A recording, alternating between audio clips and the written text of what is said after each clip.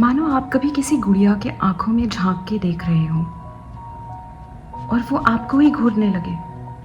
दुनिया का सबसे डरावना म्यूजियम, वहाँ एक शख्स हंस रहा है, लेकिन अचानक से उसने अपनी आखिरी सांस ली, और वो भी एनाबेल डॉल के सामने।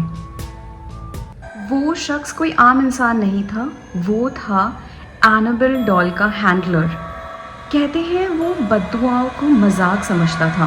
जब भी कोई गेस्ट आते थे तो उनको बोलता था कि छू कर देखो उसे, कुछ नहीं होगा, डरने की बात नहीं है। जबकि उस केस के ऊपर क्लियरली मेंशन था, warning, positively do not open.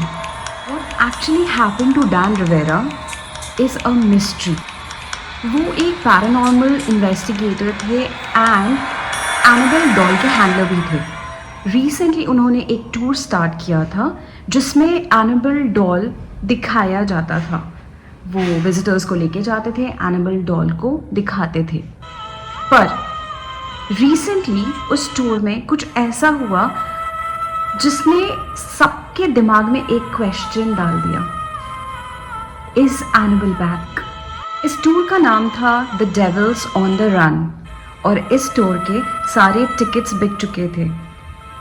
After his death कुछ लोगों ने इंटरनेट पे जाके ये लिखा, I have been next to that doll, it's not that creepy, believe what you want but she is not to be messed with, my friend went to see her, weird stuff happened. But the night of his death कुछ different हुआ। जो वहाँ पे लोग घूमने आए थे, देखने आए थे, अकॉर्डिंग टू देम वो रूम जो था that was completely cold, lights flicker कर रही थी, और उसने सिर्फ इतना कहा, वो खुश नहीं है।